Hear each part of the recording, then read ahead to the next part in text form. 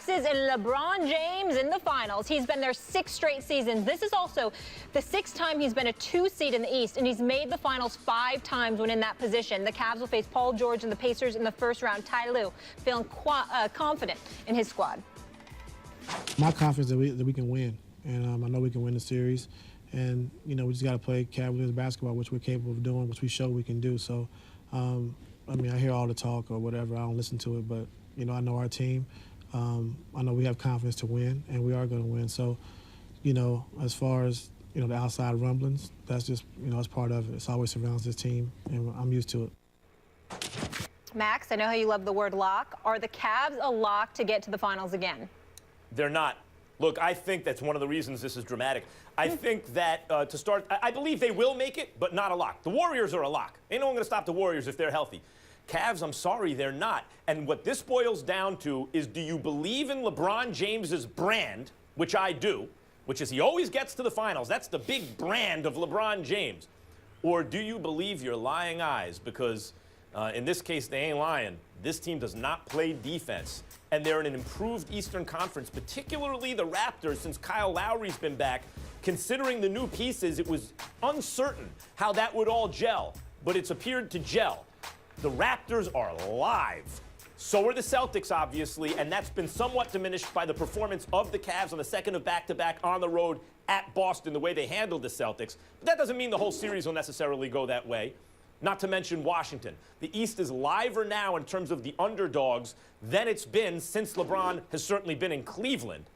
And Cleveland is playing historically, if they go to the finals, that's historically bad defense for a team who makes the finals. So even the fact that LeBron's brand, Stephen A., is this guy always makes the finals out of the Eastern Conference may work against them here. Because since he always makes the finals, there's a reason that very rarely happens, and it hasn't happened since the Celtics in the 60s, where you go 6 straight finals, even though he's done it with 2 different franchises, because it's exhausting. It's physically and emotionally draining. It's exhausting.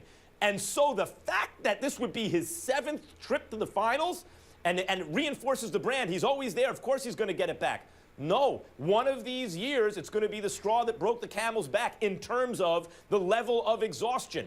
Maybe this year on a at this moment, bad defensive team. Maybe when he goes to ignite in the postseason, in the playoffs, and now they're going to put their foot on the pedal. There ain't nothing left in the tank. They are not a lock. Please, they are a lock by default, because it's the rest of the Eastern Conference that we're talking about here. I don't believe in anybody in the Eastern Conference, number one. Number two, I think LeBron has been incredibly slick in creating this narrative that they could be in some trouble, because that's when he's at his best, when the odds are stacked against him and he has nothing to lose, because if he does lose, he's got a legitimate excuse. Whereas if he finds himself in a position where he's the prohibitive favorite, then he hasn't lived up to expectations. He's at his best when we're in this position where he's to be questioned. That's number two. Number three, going to 6 straight NBA Finals, LeBron James deserves credit because he's the greatest player in the world. LeBron James deserves credit because the one thing he doesn't get enough credit for from all of those LeBron critics out there is how great he is about taking care of his body. His commitment to excellence as it pertains to his physical conditioning is sublime. This dude is on another level.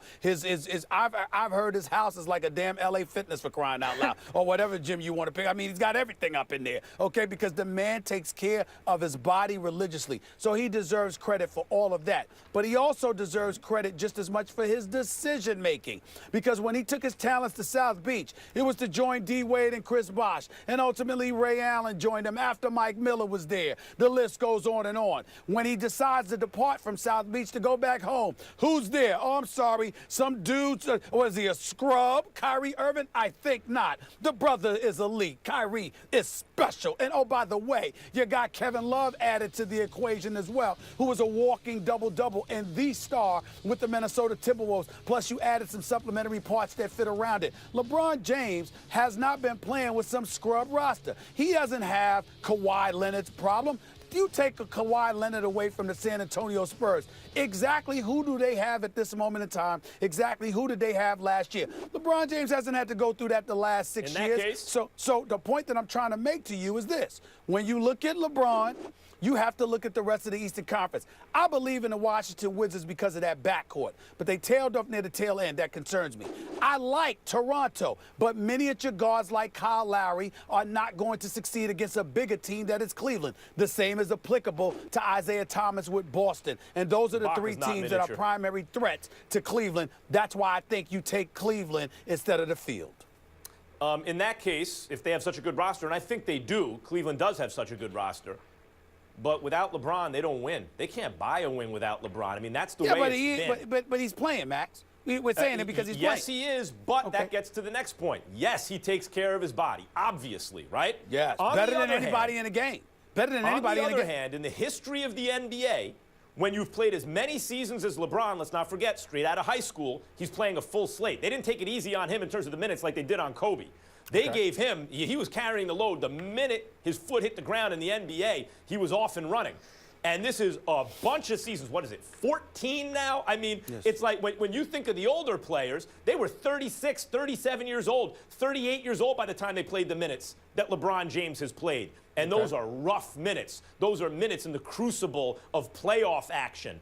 Now, this season, I've been saying since the beginning, given that fact, I don't care how you take care of your body, or rather, one of the ways you take care of your body is rest. And given that fact, the fact that LeBron James has taken very few games off this season, not like last season, 2 seasons ago, when he mysteriously in the offseason lost like 30 pounds of muscle mass and didn't look the same and didn't play the same. Then took like a week or two off. Paleo diet. And then came back brolic and back to being LeBron James, Superman. That didn't happen this season. He didn't take rest like that. So having played more minutes at this point of his career than like anyone ever at a higher level of intensity with more responsibility, he should have rested more. I don't care. Like, that's part of taking care of your body. I do not think that, let's put it this way. He has earned the benefit of the doubt, and that's why I think they'll get to the finals. But I need to see this one. Like, this is another miracle he'll pull off if given all the wear and tear, all the minutes, he gets them to the finals. I just need clarification. After screaming for months, he's the best player in the world. There's no reason he's the real MVP every year. All this other stuff. Let me get this straight. You're not even talking about next season, 2 years from now, or anything like that. You're saying, Max Kellerman, that right now, after all this stuff he's been through, that it's possible that LeBron James is going to collapse over the next 2 months off of fatigue. That's the reason why Cleveland needs to be concerned? Nope, not collapse. Not collapse. Don't forget, he doesn't have to collapse for them to get bumped. The problem with LeBron is he's created such high expectations that we just assume, as crazy a high level as he sets in the regular season, we assume he'll always be able to exceed that by a lot in the playoffs. And who's helped that assumption? Assume that this time who's helped that not assumption? Give him credit for the incredible nature of that feat. Who's helped that assumption? You. Nobody has raved about it more than you. You exactly. You did it because it's been true. But all right then. So LeBron James, according to Max, this is what he's saying, Molly Wood. This is what he's saying. According to Max Kellerman, I'm paraphrasing here. I'm not quoting. According to Max Kellerman, LeBron James is the NBA's version of Tom Brady. After doing all of this, he's just gonna fall off a cliff. That's what he's saying, right? Excuse me. Read the bottom of the screen. This is where this is coming from. Are the Cavaliers a lock to make the finals? I have faith in LeBron based on the evidence he's provided most recently in last year's finals. But a lock? Golden State's a lock. Cavs are not. All right, we're going to break.